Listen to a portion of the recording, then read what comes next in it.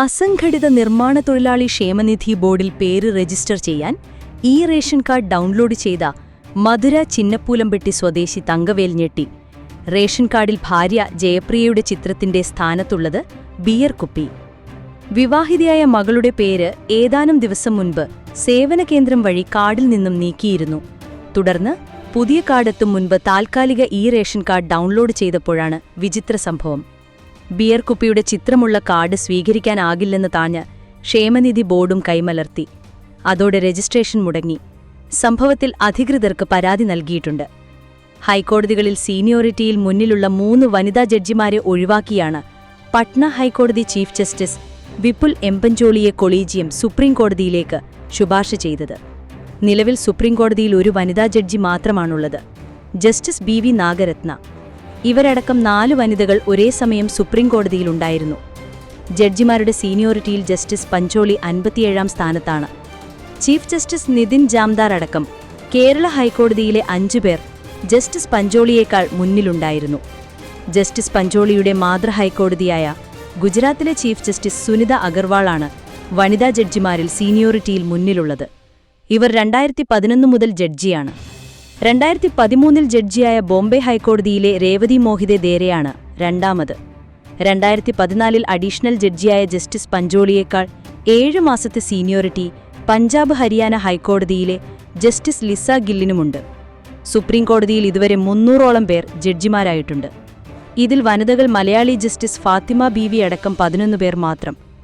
ഹൈക്കോടതി ചീഫ് ജസ്റ്റിസുമാരുടെയും സുപ്രീംകോടതി ജഡ്ജിമാരുടെയും നിയമന ശുപാർശ നൽകുന്നത് സീനിയോറിറ്റി മാത്രം നോക്കിയല്ലെന്ന നിലപാടാണ് കൊളീജിയം നേരത്തെ മുതൽ സ്വീകരിക്കുന്നത്. ഹൈക്കോടതി ചീഫ് ജസ്റ്റിസുമാരുടെ പട്ടികയിൽ എത്രാമത്, മൊത്തം ജഡ്ജിമാരുടെ പട്ടികയിൽ എത്രാമത് എന്നിവയ്ക്ക് പുറമെ കഴിവും സംശുദ്ധിയും പരിഗണിക്കുമെന്നാണ് വാദം. ലോ കമ്മീഷൻ റിപ്പോർട്ടുകൾ ഇത് നിർദ്ദേശിച്ചിട്ടുണ്ട്.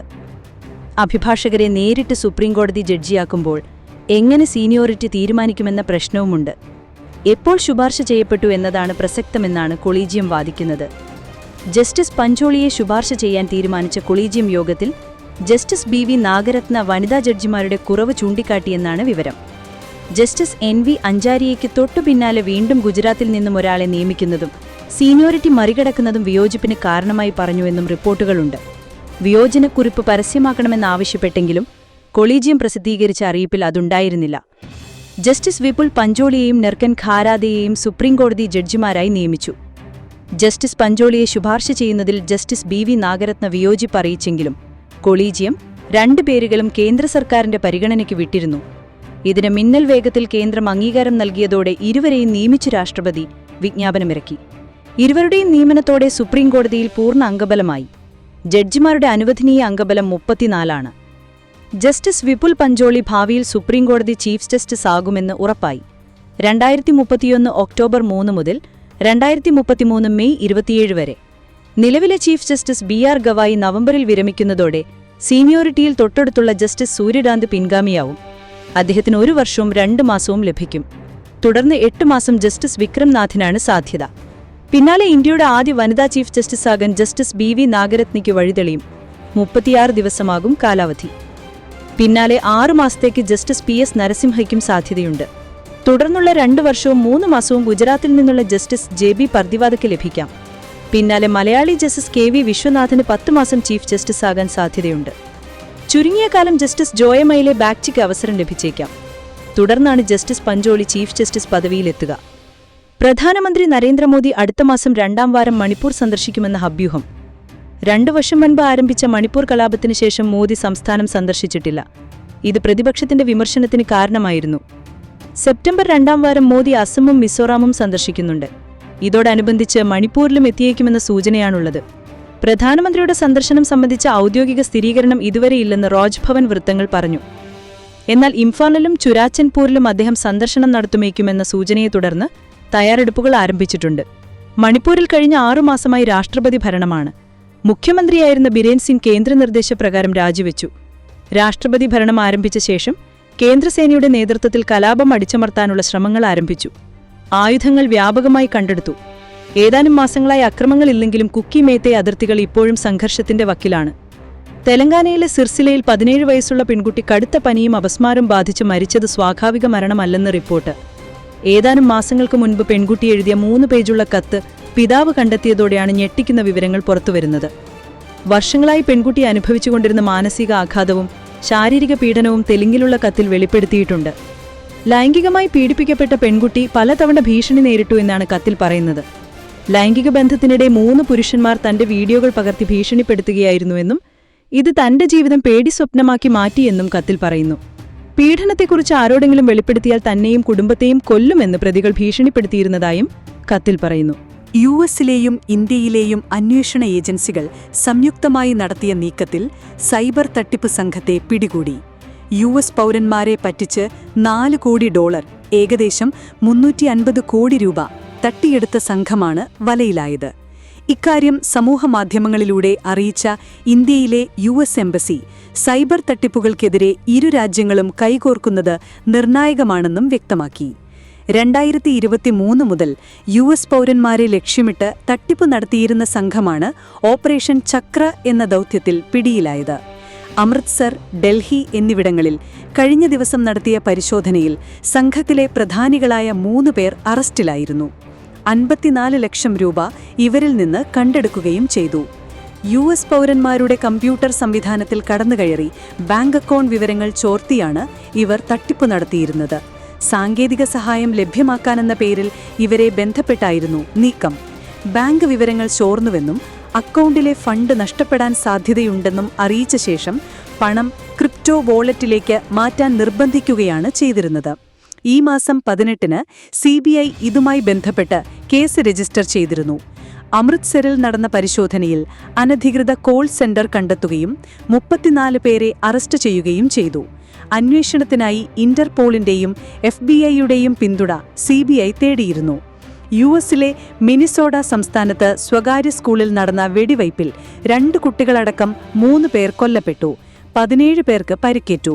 മിനിയാപോളിസ് നഗരത്തിലെ അനൻസിയേഷൻ കാത്തലിക് സ്കൂളിൽ കുർബാനയിൽ പങ്കെടുക്കുകയായിരുന്ന കുട്ടികൾക്കു നേരെയാണ് വെടിവയ്പുണ്ടായത്. അക്രമി പിന്നീട് ജീവനൊടുക്കിയെന്ന് പോലീസ് പറഞ്ഞു. 395 വിദ്യാർത്ഥികളുള്ള ഒരു സ്വകാര്യ എലമെന്ററി സ്കൂളാണിത്. മിനിസോട്ടയിലെ തെക്കുകിഴക്കൻ ഭാഗത്തുള്ള ഒരു റെസിഡൻഷ്യൽ ഏരിയയിലാണ് സ്കൂൾ സ്ഥിതി ചെയ്യുന്നത്. അക്രമത്തിൽ പരിക്കേറ്റതിൽ ഭൂരിഭാഗവും കുട്ടികളാണ്. ഇവർ ചികിത്സയിൽ തുടരുന്നു. ചിലരുടെ നില ഗുരുതരമാണ്. സംഭവത്തിൽ അന്വേഷണം ആരംഭിച്ചു. ഗാസ സിറ്റിയിലെ റോഡുകളും കെട്ടിടങ്ങളും ഇടിച്ചു നിരത്തി ഇസ്രയേൽ ടാങ്കുകൾ കൂടുതൽ മേഖലകളിലേക്ക് ആക്രമണം വ്യാപിപ്പിച്ചു. ആയിരക്കണക്കിന് പലസ്തീൻ കുടുംബങ്ങൾ നഗരം വിട്ടു. സിറ്റിയുടെ കിഴക്ക് സെയ്ത്തൂൺ, സബ്ര, ഷെജിയ എന്നിവിടങ്ങളിൽ കനത്ത ബോംബിംഗ് തുടർന്നു. 4 വയസ്സുള്ള പെൺകുട്ടിയടക്കം 32 പലസ്തീൻകാർ കൊല്ലപ്പെട്ടു. ഹമാസിന്റെ ഉന്നത നേതാവ് മഹമ്മൂദ് അൽ അസ്വദിനെ വധിച്ചതായും ഇസ്രയേൽ സേന അവകാശപ്പെട്ടു. ഗാസ സിറ്റിയുടെ വടക്കൻ മേഖലയിലെ ഇബാദ് അൽ റഹ്മാൻ പ്രദേശമാണ് ടാങ്കുകൾ വളഞ്ഞത്. പിന്നീട് ജബാലിയയിലേക്ക് പിൻവാങ്ങി. പട്ടിണി മൂലം ഇന്നലെ 10 പേർ കൂടി മരിച്ചു.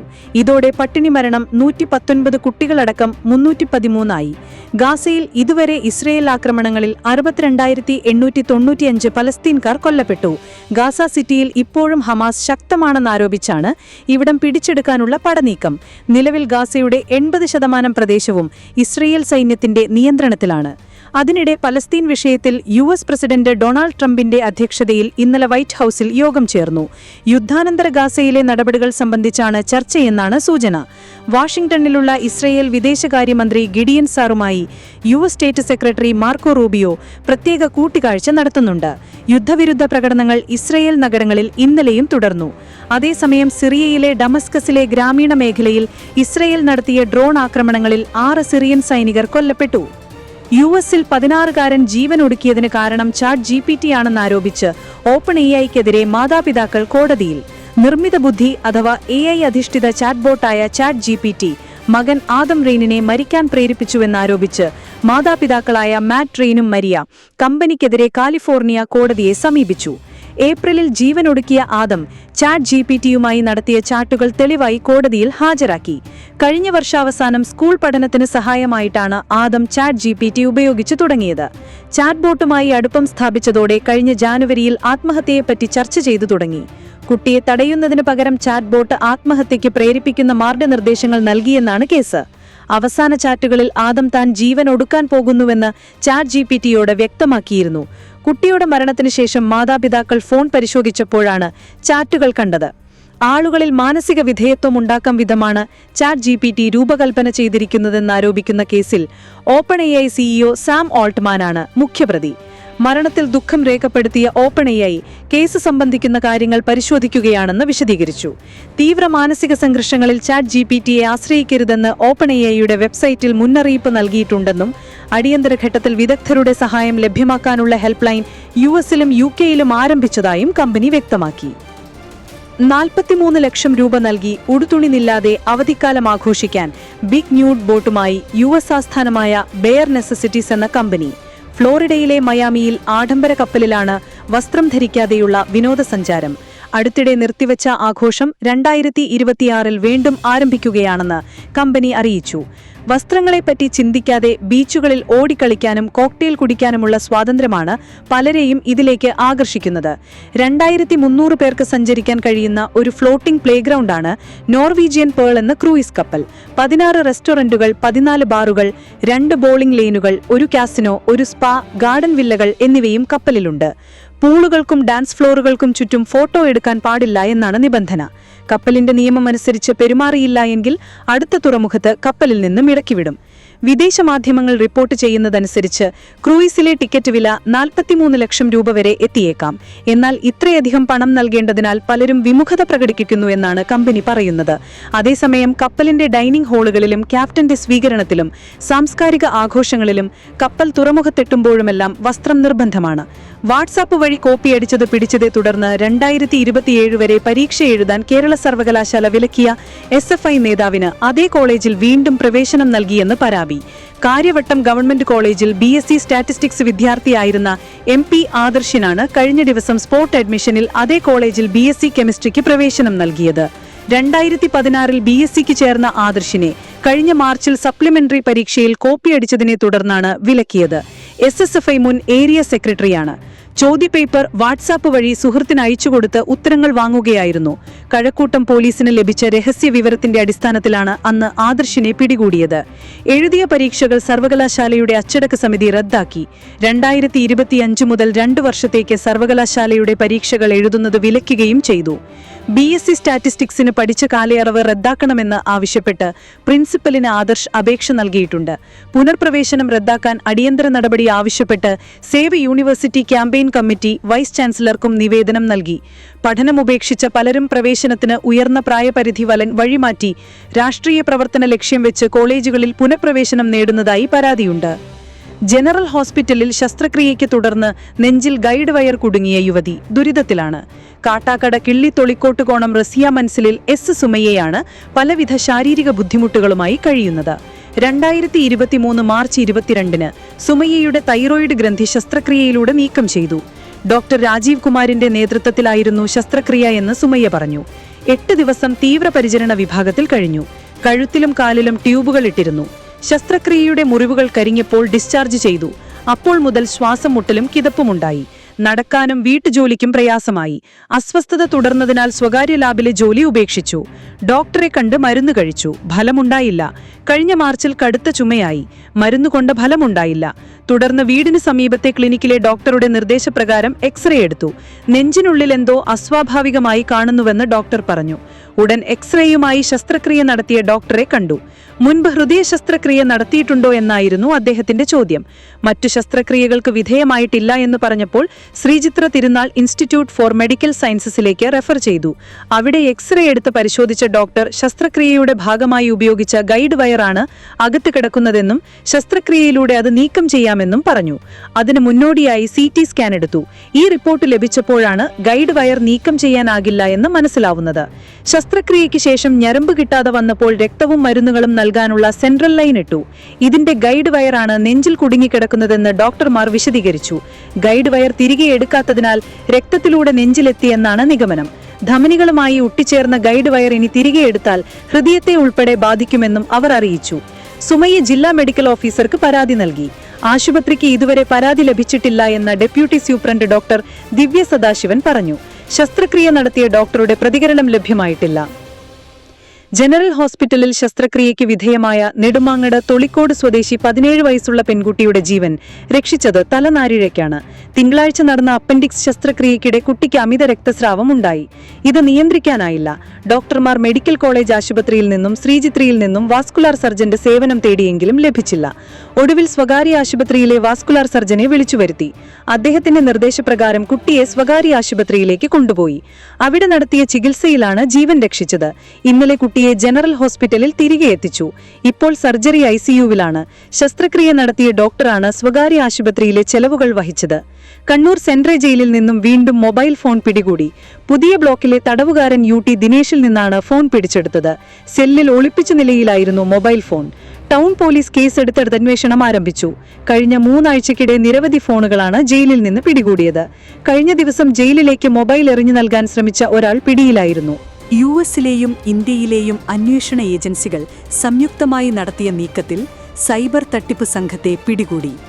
US പൗരന്മാരെ പറ്റിച്ച് $4 കോടി, ഏകദേശം 350 കോടി രൂപ തട്ടിയെടുത്ത സംഘമാണ് വലയിലായത്. ഇക്കാര്യം സമൂഹമാധ്യമങ്ങളിലൂടെ അറിയിച്ച ഇന്ത്യയിലെ US എംബസി സൈബർ തട്ടിപ്പുകൾക്കെതിരെ ഇരു രാജ്യങ്ങളും കൈകോർക്കുന്നത് നിർണായകമാണെന്നും വ്യക്തമാക്കി. 2023 മുതൽ US പൗരന്മാരെ ലക്ഷ്യമിട്ട് തട്ടിപ്പ് നടത്തിയിരുന്ന സംഘമാണ് ഓപ്പറേഷൻ ചക്ര എന്ന ദൗത്യത്തിൽ പിടിയിലായത്. അമൃത്സർ, ഡൽഹി എന്നിവിടങ്ങളിൽ കഴിഞ്ഞ ദിവസം നടത്തിയ പരിശോധനയിൽ സംഘത്തിലെ പ്രധാനികളായ 3 പേർ അറസ്റ്റിലായിരുന്നു. 54 ലക്ഷം രൂപ ഇവരിൽ നിന്ന് കണ്ടെടുക്കുകയും ചെയ്തു. US പൗരന്മാരുടെ കമ്പ്യൂട്ടർ സംവിധാനത്തിൽ കടന്നുകയറി ബാങ്ക് അക്കൗണ്ട് വിവരങ്ങൾ ചോർത്തിയാണ് ഇവർ തട്ടിപ്പ് നടത്തിയിരുന്നത്. സാങ്കേതിക സഹായം ലഭ്യമാക്കാനെന്ന പേരിൽ ഇവരെ ബന്ധപ്പെട്ടായിരുന്നു നീക്കം. ബാങ്ക് വിവരങ്ങൾ ചോർന്നുവെന്നും അക്കൗണ്ടിലെ ഫണ്ട് നഷ്ടപ്പെടാൻ സാധ്യതയുണ്ടെന്നും അറിയിച്ച ശേഷം പണം ക്രിപ്റ്റോ വാലറ്റിലേക്ക് മാറ്റാൻ നിർബന്ധിക്കുകയാണ് ചെയ്തിരുന്നത്. ഈ മാസം 18-ന് CBI ഇതുമായി ബന്ധപ്പെട്ട് കേസ് രജിസ്റ്റർ ചെയ്തിരുന്നു. അമൃത്സറിൽ നടന്ന പരിശോധനയിൽ അനധികൃത കോൾ സെന്റർ കണ്ടെത്തുകയും 34 പേരെ അറസ്റ്റ് ചെയ്യുകയും ചെയ്തു. അന്വേഷണത്തിനായി ഇന്റർപോളിന്റെയും FBI-യുടെയും പിന്തുണ CBI തേടിയിരുന്നു. US-ലെ മിനിസോഡ സംസ്ഥാനത്ത് സ്വകാര്യ സ്കൂളിൽ നടന്ന വെടിവയ്പിൽ 2 കുട്ടികളടക്കം 3 പേർ കൊല്ലപ്പെട്ടു. 17 പേർക്ക് പരിക്കേറ്റു. മിനിയാപോളിസ് നഗരത്തിലെ അനൻസിയേഷൻ കാത്തലിക് സ്കൂളിൽ കുർബാനയിൽ പങ്കെടുക്കുകയായിരുന്ന കുട്ടികൾക്കു നേരെയാണ് വെടിവയ്പുണ്ടായത്. അക്രമി പിന്നീട് ജീവനൊടുക്കിയെന്ന് പോലീസ് പറഞ്ഞു. 395 വിദ്യാർത്ഥികളുള്ള ഒരു സ്വകാര്യ എലമെന്ററി സ്കൂളാണിത്. മിനിസോട്ടയിലെ തെക്കുകിഴക്കൻ ഭാഗത്തുള്ള ഒരു റെസിഡൻഷ്യൽ ഏരിയയിലാണ് സ്കൂൾ സ്ഥിതി ചെയ്യുന്നത്. അക്രമത്തിൽ പരിക്കേറ്റതിൽ ഭൂരിഭാഗവും കുട്ടികളാണ്. ഇവർ ചികിത്സയിൽ തുടരുന്നു. ചിലരുടെ നില ഗുരുതരമാണ്. സംഭവത്തിൽ അന്വേഷണം ആരംഭിച്ചു. ഗാസ സിറ്റിയിലെ റോഡുകളും കെട്ടിടങ്ങളും ഇടിച്ചു നിരത്തി ഇസ്രയേൽ ടാങ്കുകൾ കൂടുതൽ മേഖലകളിലേക്ക് ആക്രമണം വ്യാപിപ്പിച്ചു. ആയിരക്കണക്കിന് പലസ്തീൻ കുടുംബങ്ങൾ നഗരം വിട്ടു. സിറ്റിയുടെ കിഴക്ക് സെയ്ത്തൂൺ, സബ്ര, ഷെജിയ എന്നിവിടങ്ങളിൽ കനത്ത ബോംബിംഗ് തുടർന്നു. 4 വയസ്സുള്ള പെൺകുട്ടിയടക്കം 32 പലസ്തീൻകാർ കൊല്ലപ്പെട്ടു. ഹമാസിന്റെ ഉന്നത നേതാവ് മഹമ്മൂദ് അൽ അസ്വദിനെ വധിച്ചതായും ഇസ്രയേൽ സേന അവകാശപ്പെട്ടു. ഗാസ സിറ്റിയുടെ വടക്കൻ മേഖലയിലെ ഇബാദ് അൽ റഹ്മാൻ പ്രദേശമാണ് ടാങ്കുകൾ വളഞ്ഞത്. പിന്നീട് ജബാലിയയിലേക്ക് പിൻവാങ്ങി. പട്ടിണി മൂലം ഇന്നലെ 10 പേർ കൂടി മരിച്ചു. ഇതോടെ പട്ടിണി മരണം 119 കുട്ടികളടക്കം 313 ആയി. ഗാസയിൽ ഇതുവരെ ഇസ്രയേൽ ആക്രമണങ്ങളിൽ 62,895 പലസ്തീൻകാർ കൊല്ലപ്പെട്ടു. ഗാസ സിറ്റിയിൽ ഇപ്പോഴും ഹമാസ് ശക്തമാണെന്നാരോപിച്ചാണ് ഇവിടം പിടിച്ചെടുക്കാനുള്ള പടനീക്കം. നിലവിൽ ഗാസയുടെ 80% പ്രദേശവും ഇസ്രയേൽ സൈന്യത്തിന്റെ നിയന്ത്രണത്തിലാണ്.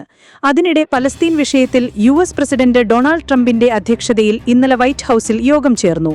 യുദ്ധാനന്തര ഗാസയിലെ നടപടികൾ സംബന്ധിച്ചാണ് ചർച്ചയെന്നാണ് സൂചന. വാഷിംഗ്ടണിലുള്ള ഇസ്രയേൽ വിദേശകാര്യമന്ത്രി ഗിഡിയൻ സാറുമായി US state secretary Marco Rubio പ്രത്യേക കൂടിക്കാഴ്ച നടത്തുന്നുണ്ട്. യുദ്ധവിരുദ്ധ പ്രകടനങ്ങൾ ഇസ്രയേൽ നഗരങ്ങളിൽ ഇന്നലെയും തുടർന്നു. അതേസമയം സിറിയയിലെ ഡമസ്കസിലെ ഗ്രാമീണ മേഖലയിൽ ഇസ്രയേൽ നടത്തിയ ഡ്രോൺ ആക്രമണങ്ങളിൽ 6 സിറിയൻ സൈനികർ കൊല്ലപ്പെട്ടു.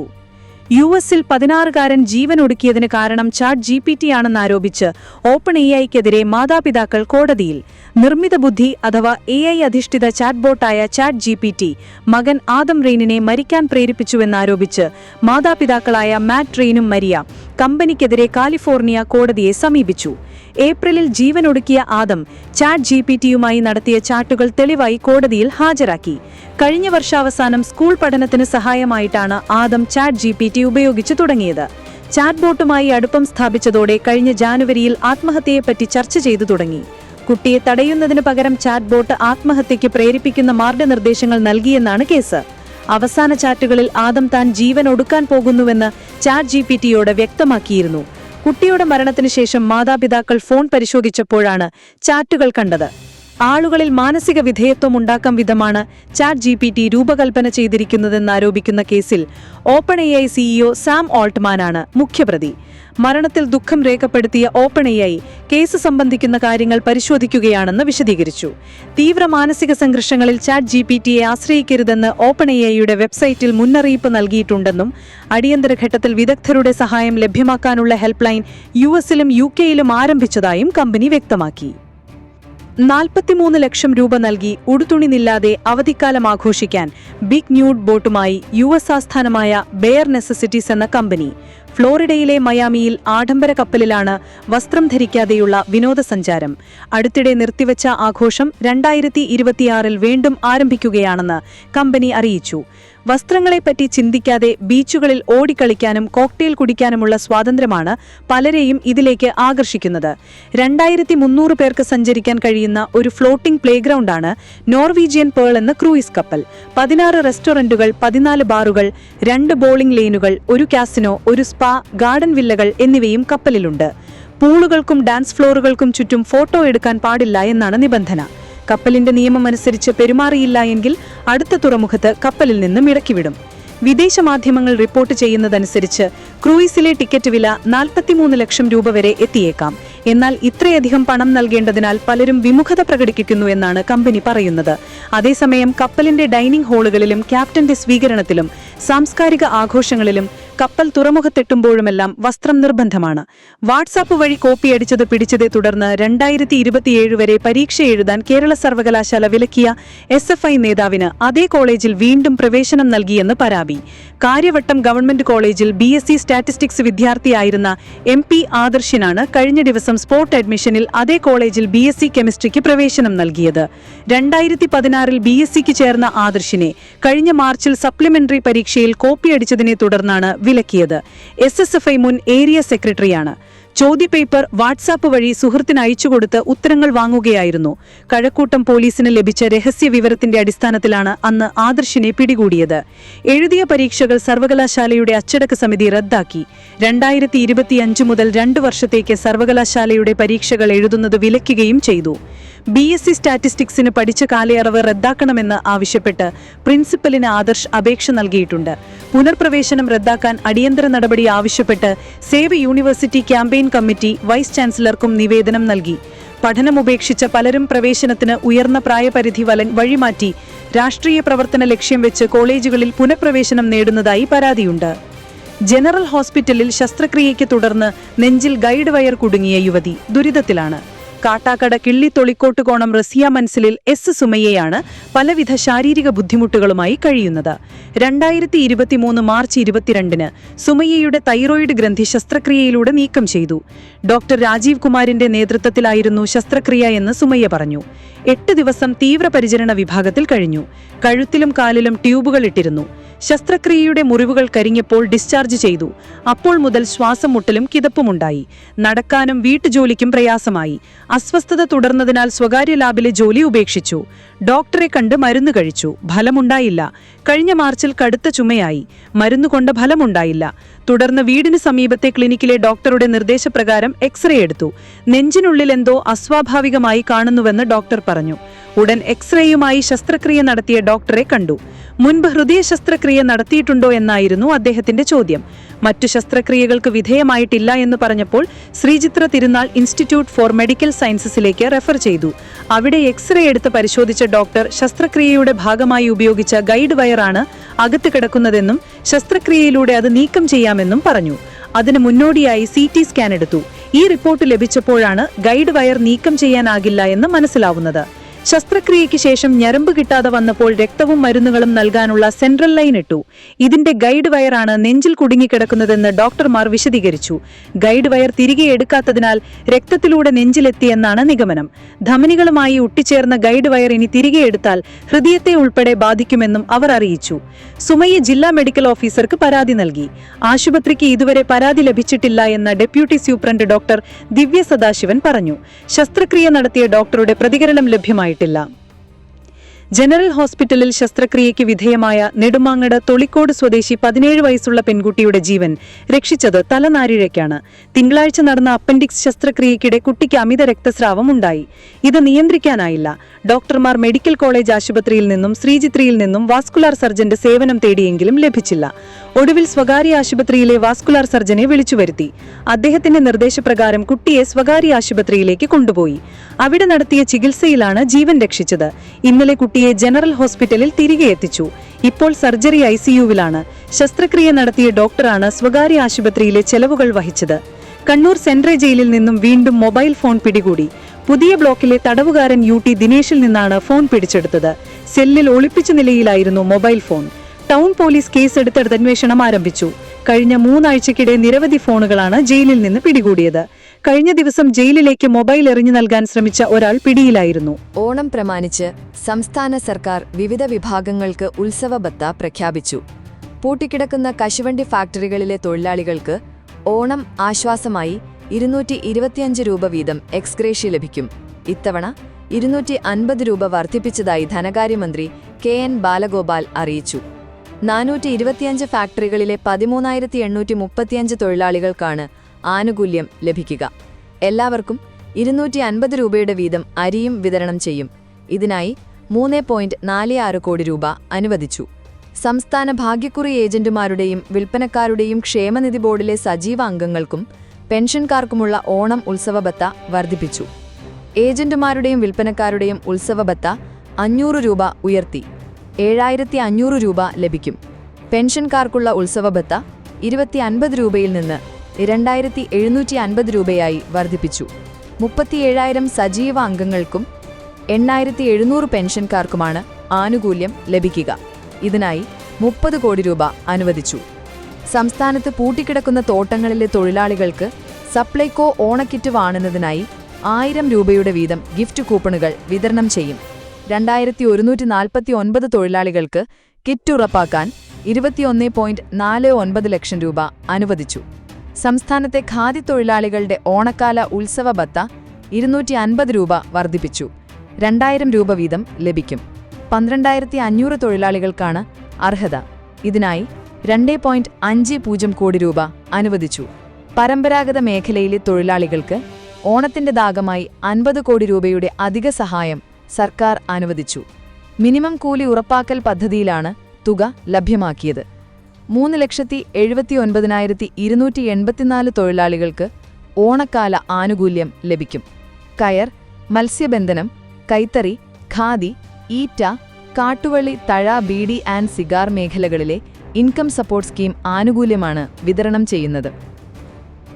ഹരിതകർമ്മ സേനാംഗങ്ങൾക്ക് ഓണസമ്മാനമായി 1,250 രൂപ വീതം നൽകുമെന്ന് തദ്ദേശ മന്ത്രി MB രാജേഷ് അറിയിച്ചു. കഴിഞ്ഞ വർഷം നൽകിയിരുന്ന ഉത്സവ ഭത്ത 1000 രൂപയായിരുന്നു. 250 രൂപ വർദ്ധിപ്പിച്ച് 1,250 രൂപയാണ് ഇക്കുറി ഉത്സവ ഭത്ത നൽകുന്നത്.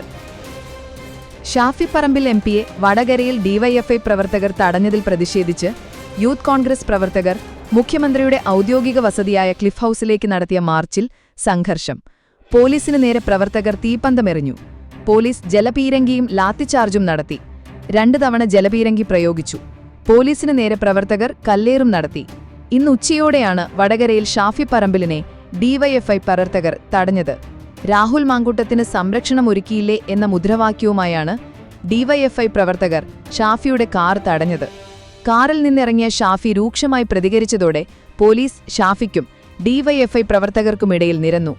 തെറി പറഞ്ഞാൽ കേട്ടുനിൽക്കില്ലെന്നും ആരെയും പേടിച്ചു പോകില്ലെന്നുമായിരുന്നു എന്ന് കാറിൽ നിന്നിറങ്ങിയ ഷാഫിയുടെ പ്രതികരണം. അതിന് വേറെയാളെ നോക്കണം, നായ, പട്ടി എന്നൊക്കെ വിളിച്ചാൽ കേട്ടുനിൽക്കുമെന്ന് കരുതണ്ട. സമരം ചെയ്യാനുള്ള അവകാശം മാനിക്കുന്നു.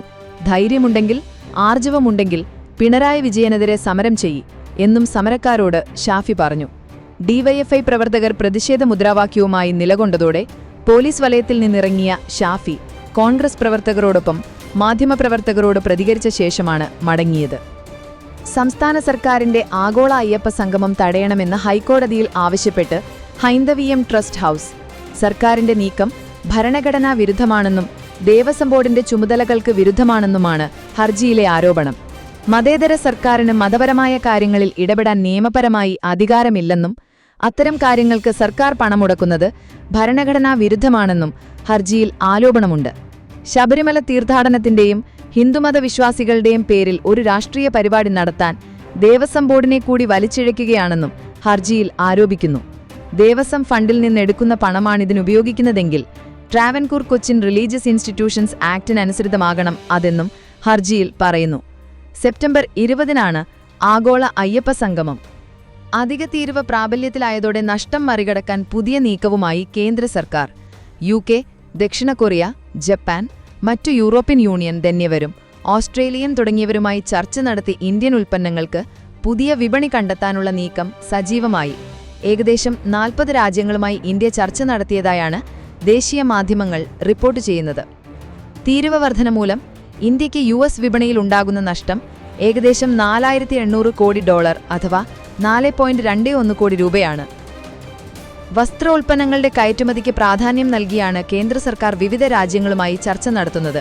ചർച്ച നടത്തിയ 40 രാജ്യങ്ങളിലാകെ $59,000 കോടി അഥവാ 51,766 കോടി രൂപയുടെ തുണിത്തരങ്ങളാണ് പ്രതിവർഷം ഇറക്കുമതി ചെയ്യുന്നത്. എന്നാൽ ഈ രാജ്യങ്ങളിൽ നിലവിൽ ഇന്ത്യൻ നിർമ്മിത വസ്ത്രങ്ങൾക്കുള്ള വിപണി വിഹിതം ഏതാണ്ട് 6% മാത്രമാണ്. ഇത് വർദ്ധിപ്പിക്കാനാണ് കേന്ദ്ര സർക്കാർ ശ്രമിക്കുന്നത്. ഇന്ത്യയിൽ നിന്നുള്ള ചെമ്മീൻ, തോൽ ഉൽപ്പന്നങ്ങൾക്കും പുതിയ വിപണി കണ്ടെത്തും. യൂറോപ്പ്, പടിഞ്ഞാറൻ ഏഷ്യ എന്നീ മേഖലകൾക്ക് പുറമെ ആഫ്രിക്ക, ലാറ്റിൻ അമേരിക്ക എന്നീ രാജ്യങ്ങളിലേക്കും ഇന്ത്യൻ ഉൽപ്പന്നങ്ങൾക്ക് വിപണി കണ്ടെത്താനുള്ള നീക്കങ്ങൾ ആരംഭിച്ചിട്ടുണ്ട്. രാജ്യത്തെ ആഭ്യന്തര ഉപഭോഗം വർദ്ധിപ്പിക്കാനുള്ള നടപടികളും കേന്ദ്ര സർക്കാർ നടത്തുന്നുണ്ട്. ഇതിനായാണ് GST നിരക്കുകൾ കുറയ്ക്കാനുള്ള തീരുമാനങ്ങൾ കൈക്കൊണ്ടത്. ഉരുട്ടിക്കൊലക്കേസിലെ പ്രതികളായ മുഴുവൻ പോലീസുകാരെയും വെറുതെ വിടാൻ ഹൈക്കോടതി ചൂണ്ടിക്കാട്ടിയത് കേസ് അന്വേഷണത്തിലും തുടർ നടപടിക്രമങ്ങളിലും CBI വരുത്തിയ വീഴ്ചകളാണ്. പ്രോസിക്യൂഷൻ സാക്ഷികളുടെ മൊഴികളിലെല്ലാം വൈരുദ്ധ്യം കാണുന്നുവെന്നും മാപ്പ് സാക്ഷികളുടെ മൊഴികളിൽ അന്വേഷണത്തിലെ ന്യൂനതകൾ ദൃശ്യമാണെന്നും ഉത്തരകൾ പറയുന്നു.